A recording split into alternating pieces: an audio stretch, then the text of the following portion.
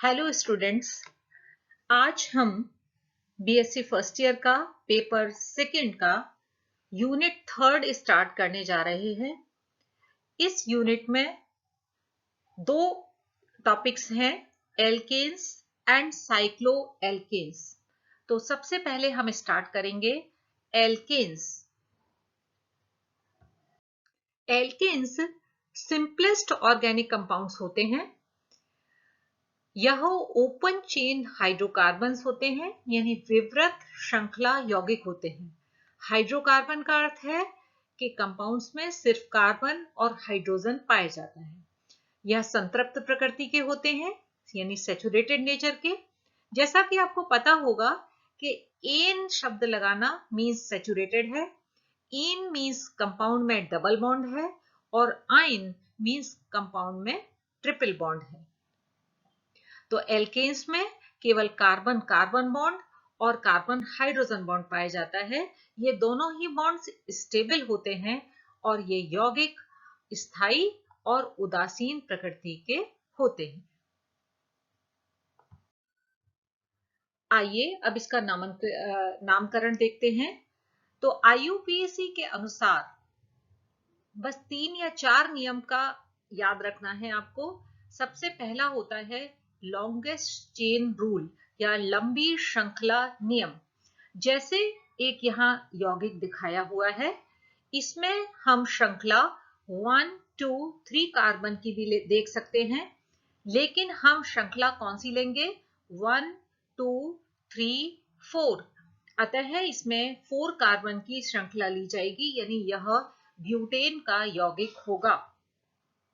Second नियम है lowest number two substituent, यानी प्रतिस्थापी को हम निम्नतम अंकन देते हैं। जैसे ऊपर वाले ही कंपाउंड को हम फिर से ले लेते हैं। एक तो नंबरिंग हम कर सकते हैं 1, 2, 3, 4 और एक नंबरिंग हम कर सकते हैं यहां से, यानी 1, 2, 3, 4। यदि हम इस प्रकार नंबरिंग करेंगे तो सब्स्टिट्यूएंट यानी मिथाइल सब्स्टिट्यूएंट को सेकंड नंबर मिल रहा है।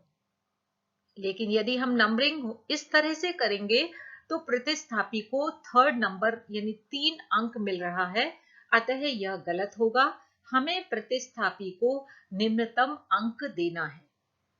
और इसके बाद में हम name of the alkyl group को अल्फाबेटिकल लिखते हैं।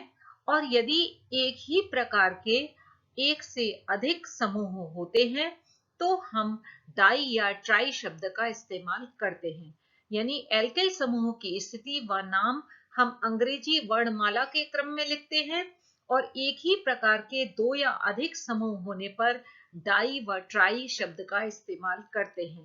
कहने का मतलब यह है कि यदि किसी यौगिक में मिथाइल ग्रुप भी सब्स्टिट्यूएंट हो और इथाइल ग्रुप भी सब्स्टिट्यूएंट हो तो ई शब्द पहले आता है, इसलिए इथाइल प्रतिस्थापी को पहले लिखा जाएगा और मिथाइल प्रतिस्थापी का नाम बाद में लिखा जाएगा।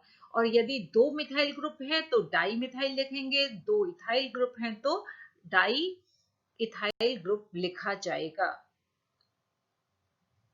तो इसका नामकरण बहुत ही आसान है क्योंकि इसमें कोई फंक्शनल ग्रुप नहीं होता।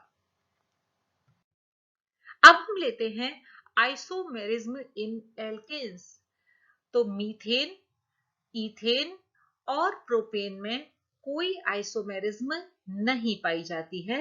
आइसोमेरिज्म स्टार्ट होती है 4 नंबर कार्बन से, यानी ब्यूटेन से। इसके 2 आइसोमर संभव हैं।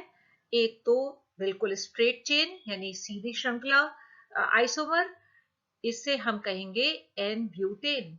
और इसका दूसरा आइसोमर है 2 मिथाइल प्रोपेन। यह इसका श्रृंखला आइसोमर होगा, यानी चेन आइसोमर होगा, क्योंकि इसमें सीधी श्रृंखला है जबकि इसमें शाखित श्रृंखला है।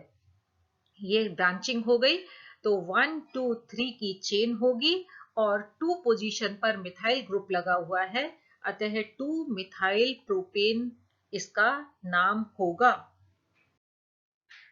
यदि हम 5 कार्बन एटम का एल्केन देखें तो इसके 3 आइसोमर संभव हैं।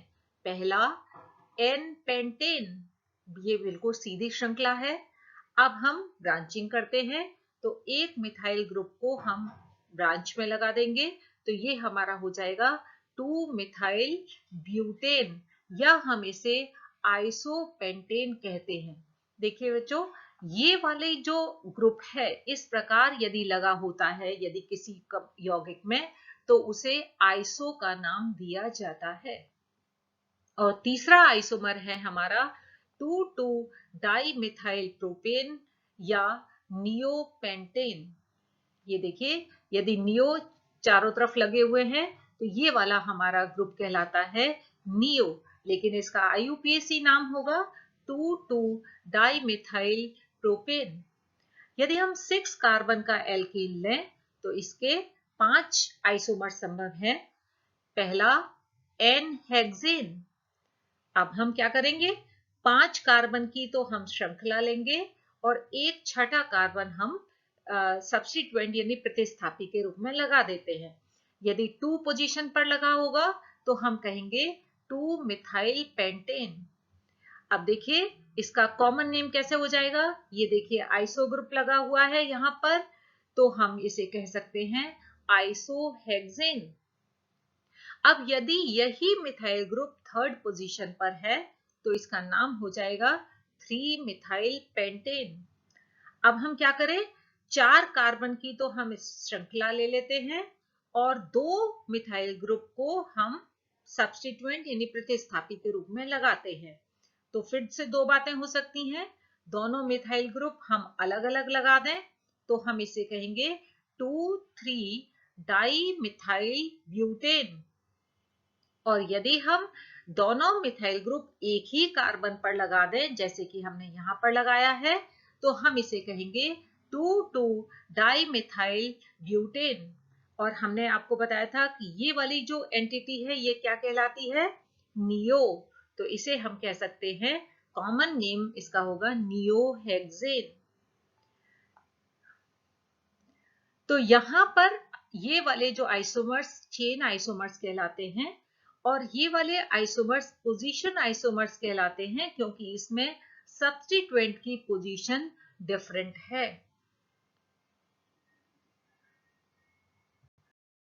अब हम लेते हैं एल्किल ग्रुप।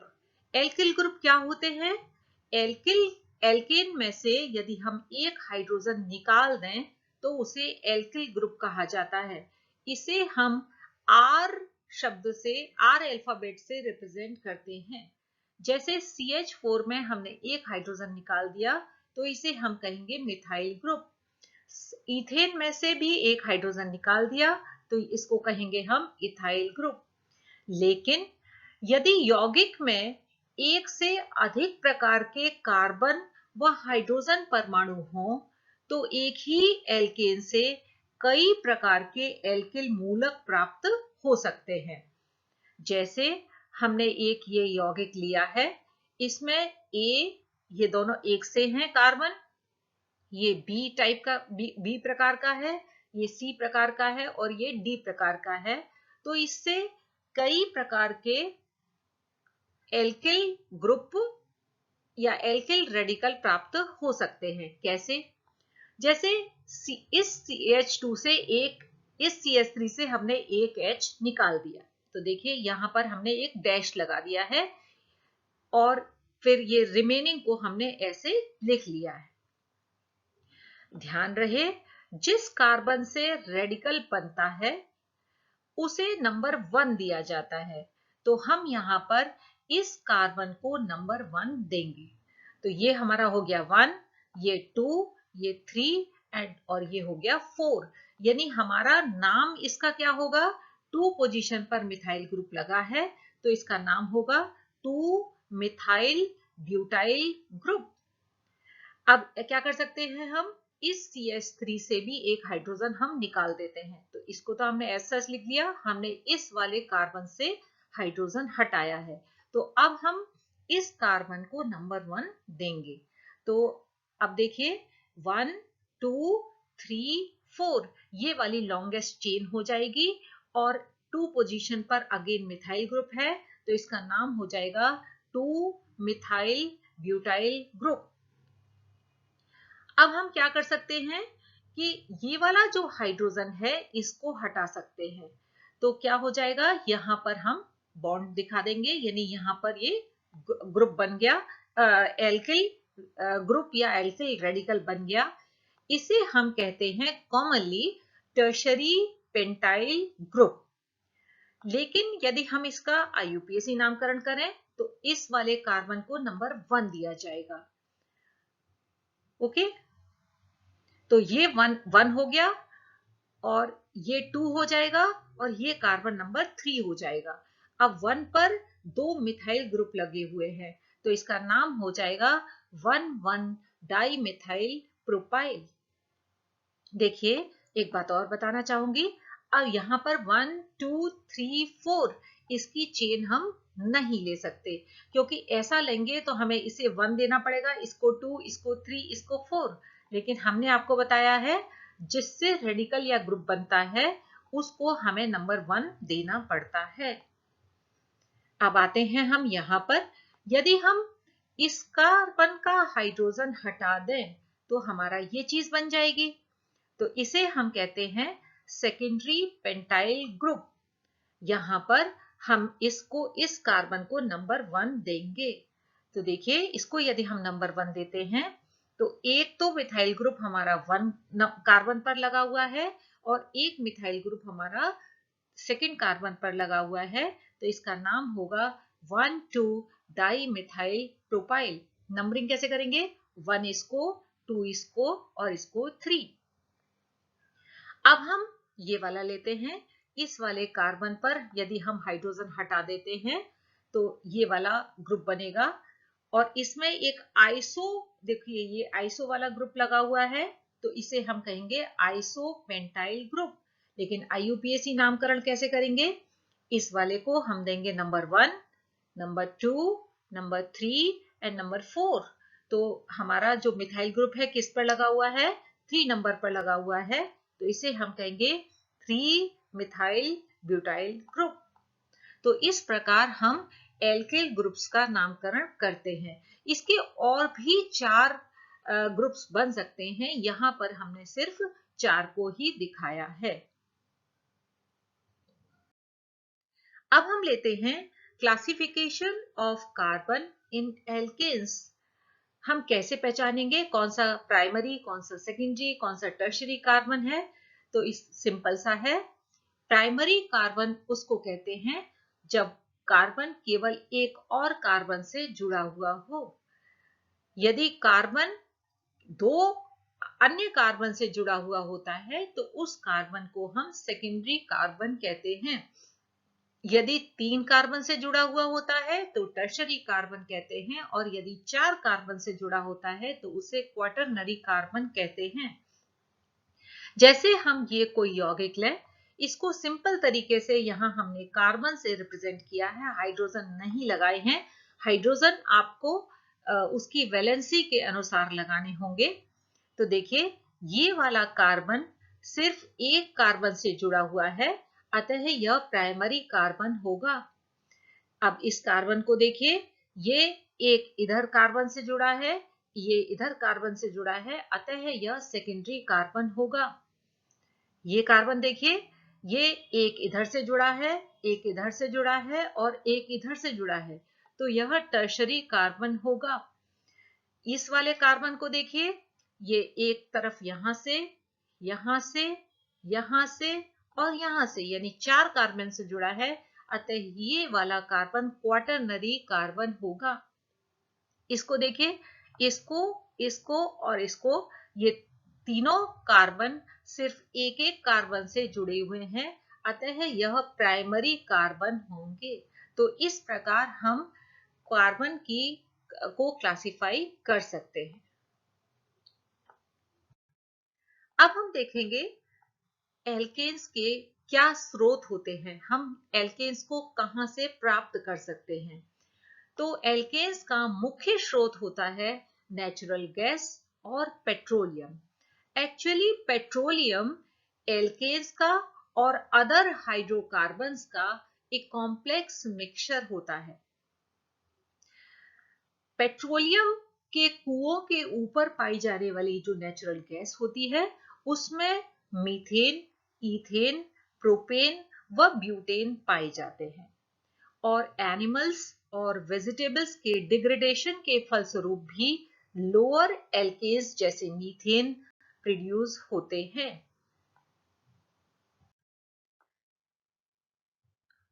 अब हम लेंगे इनको बनाने की विधियां। तो आपके सिलेबस में केवल 3 विधि हैं, जिसमें पहली विधि है बुर्ज रिएक्शन।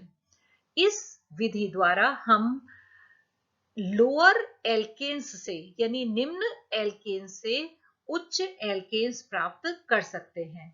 इसके लिए हम एल्किल हैलाइड को सोडियम के साथ इथीरियल विलयन में यानी ईथर के विलयन में गर्म करते हैं। तो देखिए यहां लिखा हुआ है ट्वाइस RX यानी ये एल्किल हैलाइड है, इसको हमने सोडियम के साथ इथीरियल विलयन में यानी ड्राई ईथर में गर्म किया तो RR बन गया, ट्वाइस NaX अलग हो जाता है।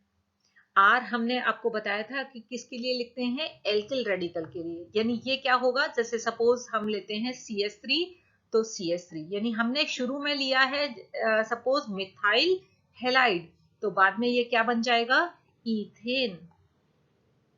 इसकी 2 मैकेनिज्म बताई गई थी। पहली है आयनिक मेथड, तो RX प्लस ट्वाइस Na।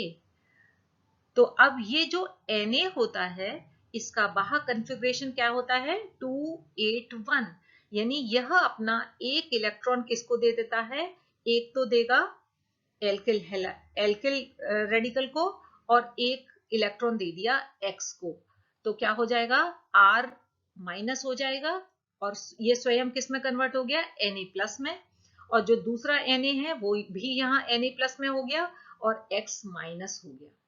अब ये जो R माइनस Na प्लस ये एल्किल हैलाइड से रिएक्शन करेगा तो RR और NaX बना देगा। इसके बाद आती है फ्री रेडिकल मैकेनिज्म। इसमें क्या कहते हैं कि पहले फ्री रेडिकल बनता है और एक NaX बना दिया। ये 2 फ्री रेडिकल आपस में जुड़कर हायर एल्केन बनाते हैं। यदि हम 2 डिफरेंट हैलाइड ले लें तो हमें कई प्रकार के हायर एल्केन्स प्राप्त होते हैं। जैसे हमने यहाँ पर एक तो लिया है RX और एक लिया है R-X यानी ये वाला एल्किल ग्रुप और ये वाला एल्किल ग्रुप डिफरेंट है। तो हमें इसकी 3 वैरायटी प्राप्त होंगी, RR-, RR और R-R'। इस तरह से हमें मिक्सचर ऑफ हायर एल्केन्स प्राप्त होता है। सेकंड है हमारा कोलवे इलेक्ट्रोलिटिक मेथड। इस मेथड द्वारा हम लोअर यानी निम्न कार्बोक्सिलिक एसिड से उच्च एल्केन्स प्राप्त करते हैं। जैसे ट्वाइस R COOK, इसकी हम इलेक्ट्रोलिसिस करें तो RR plus CO2 plus H2 और ट्वाइस KOH ये प्राप्त होता है। हम इसकी यदि मैकेनिज्म को देखें तो इसके लिए स्पेशली R के लिए हमने यहाँ कौन सा ग्रुप लगाया है, C2H5 यानी हम इसको वैसे क्या कहेंगे, पोटेशियम प्रोपियोनेट। क्यों कहेंगे, ये वैसे इथाइल ग्रुप है लेकिन 2 कार्बन ये और 1 कार्बन ये यानी 3 कार्बन का हो गया, इसलिए हम इसे कहेंगे पोटेशियम प्रोपियोनेट। मैकेनिज्म देखते हैं। एनोड पर C2H5COOK आयनाइज हुआ, C2H5CO minus plus K plus. Minus ने एक इलेक्ट्रॉन लूज कर दिया तो अब ये क्या बन गया, रेडिकल यानी इसका ये खुद का इलेक्ट्रॉन है और जो एक्स्ट्रा इलेक्ट्रॉन था वो इसने इसको दे दिया। ओके, अब इससे डिकम्पोजिशन हुआ तो C2H5 free radical plus CO2, ये 2 C2H5 फ्री रेडिकल आपस में जुड़े और इसने बना दिया N-ब्यूटेन। अब देखिए यहाँ ये दो मॉलिक्यूल लेने पड़ेंगे तो यहाँ 2 इलेक्ट्रॉन आएंगे। ये 2 इलेक्ट्रॉन कहाँ आ गए? कैथोड पर, और ट्वाइस के यही 2 इलेक्ट्रॉन लेता है और ये बना देता है ट्वाइस KOH। नेक्स्ट है हमारी कोरे हाउस एल्केन सिंथेसिस। इस मेथड द्वारा ऑर्गेनोमेटेलिक कंपाउंड्स को हम एल्किल हैलाइड से ट्रीट करते हैं और हमें उच्चतर एल्केन्स प्राप्त होते हैं। तो सबसे पहले मैं ये बताना चाहूंगी ऑर्गेनोमेटेलिक कंपाउंड क्या होते हैं। यदि किसी कंपाउंड में मेटल के साथ कार्बन डायरेक्टली अटैच्ड होता है तो उसे हम ऑर्गेनोमेटेलिक कंपाउंड कहते हैं। जैसे इसमें एल्किल हैलाइड की रिएक्शन यदि हम लिथियम से ड्राई ईथर के प्रेजेंस में करें तो ये बनाता है मिथाइल लिथियम प्लस LiBr। अब देखिए इसमें ये मेटल एटम से कार्बन डायरेक्टली अटैच्ड है, अतः यह एक ऑर्गेनोमेटेलिक कंपाउंड है। अब इस ऑर्गेनोमेटेलिक कंपाउंड की फिर से हमने क्यूप्रस हैलाइड से रिएक्शन किया है, तो इसने बनाया है CH3CuCH3 Li प्लस LiI। यह भी एक ऑर्गेनोमेटेलिक कंपाउंड होगा क्योंकि इसमें भी मेटल से कार्बन डायरेक्टली अटैच्ड है। अब इसकी रिएक्शन यदि हम N-ऑक्टाइल आयोडाइड से किया है हमने, तो हमको ये देखिए इतना बड़ा कंपाउंड बन गया 1 6 7 8 9, यानी नॉनेन प्राप्त हो गया। तो इस तरह से हम हायर एल्केन्स प्राप्त कर सकते हैं। नेक्स्ट स्लाइड में हम आपका एल्केन्स का सेकंड पार्ट लेंगे।